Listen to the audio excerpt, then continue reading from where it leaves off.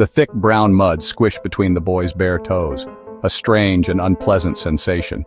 It was cold and slimy, clinging to his skin like a second, unwelcome layer. He wiggled his toes, trying to dislodge some of the muck, but it only seemed to burrow deeper. All around him, the pigs jostled and snorted, their coarse hair brushing against his legs as they greedily gobbled up their dinner.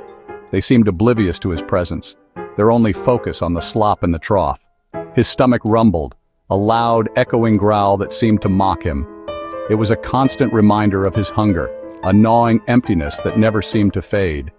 He watched the pigs devour their meal, a mixture of scraps and grains. And he was so hungry, even the pigs' food looked good.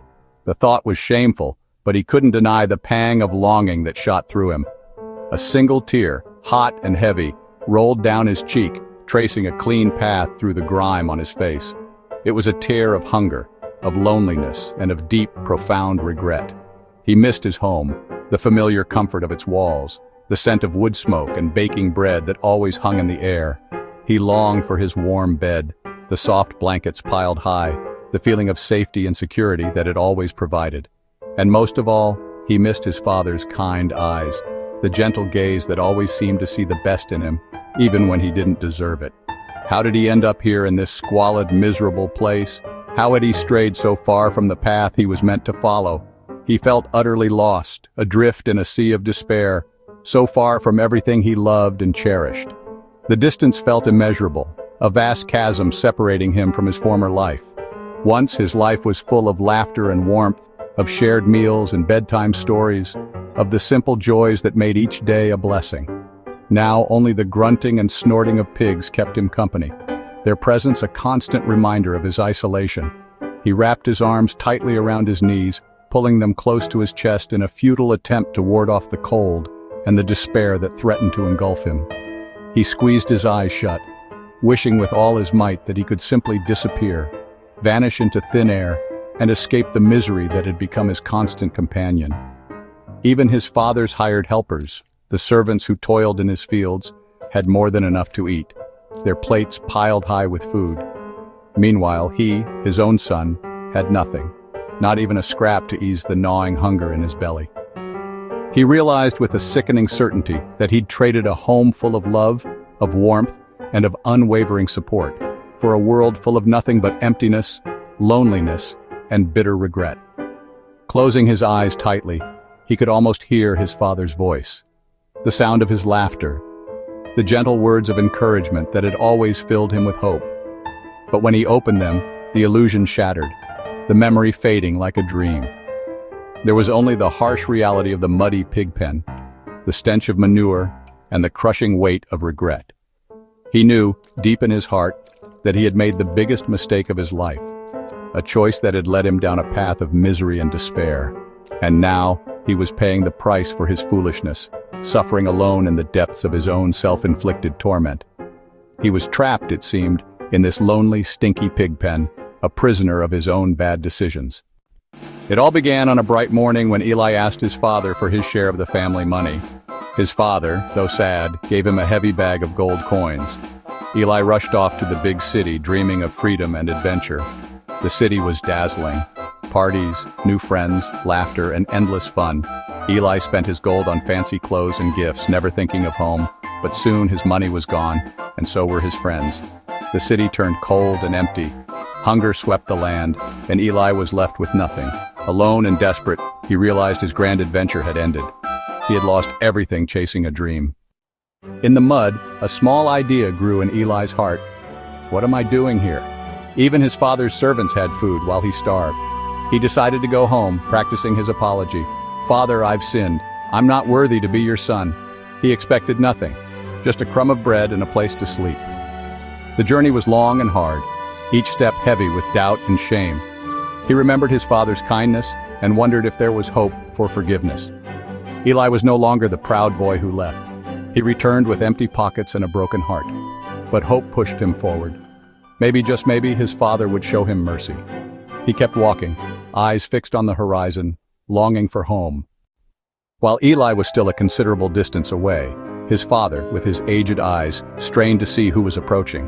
He shielded his eyes from the sun, a glimmer of hope flickering in his heart. Could it be? Was it really him? And then recognition dawned, and he ran, robes flying, heart pounding with a mixture of anticipation and overwhelming joy. He didn't care about his age, his dignity, or anything else in that moment. All that mattered was reaching his son. Eli froze, expecting anger, a torrent of justified reprimands for his foolish choices and hurtful actions. He braced himself for the inevitable confrontation.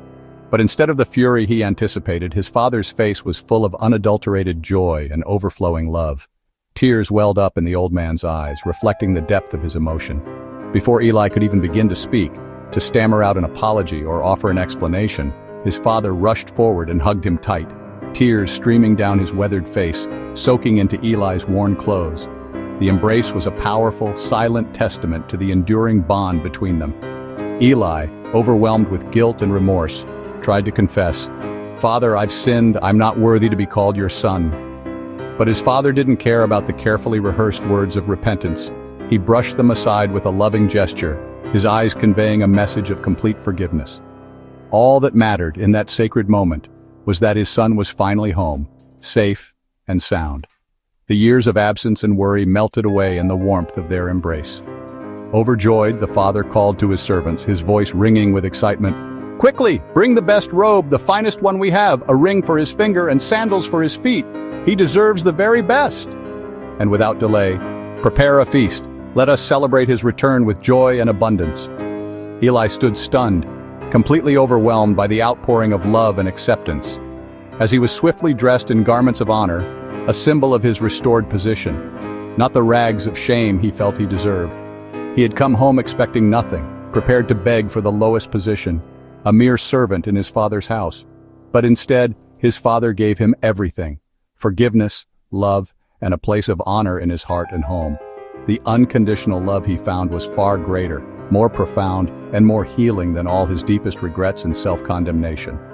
The lost son, once adrift and consumed by shame, was welcomed back with open arms, embraced by a love that knew no bounds.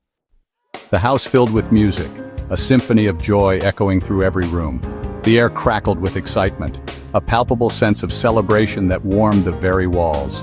Laughter, bright and unrestrained, filled the air. It was the sound of hearts connecting, of burdens lifted, and of a family made whole once more. Each chuckle and guffaw painted a vivid picture of shared happiness, and the smell of a grand feast wafted through the house, a tantalizing aroma that promised comfort and abundance. Every dish was a testament to love and care, a symbol of the father's overflowing generosity. Eli, clean and grateful, sat at the table, his eyes wide with wonder and disbelief. He was home, truly home, surrounded by the warmth of his family's embrace. Overwhelmed by love and forgiveness, he felt the weight of his past sins melt away, replaced by a lightness he hadn't known was possible. Meanwhile, his older brother, returning from the fields after a long day of labor, approached the house. He heard the celebration and grew angry, a bitter resentment rising within him like a storm. He refused to join, his heart hardened by years of perceived sacrifice and unwavering duty.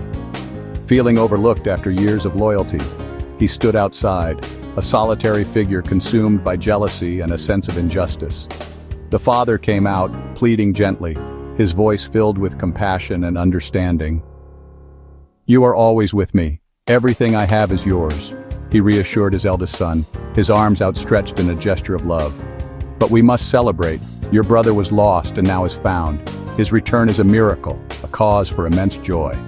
The father's love was big enough for both sons, an endless wellspring of affection that knew no bounds. The one who stayed steadfast and true, and the one who strayed, lost but now found. This is a picture of God's heart, always ready to forgive, always eager to embrace us with unconditional love, always waiting to welcome us home, no matter how long we've been gone or what we've done. No matter how far we wander, love is waiting, patient and unwavering, ready to receive us with open arms.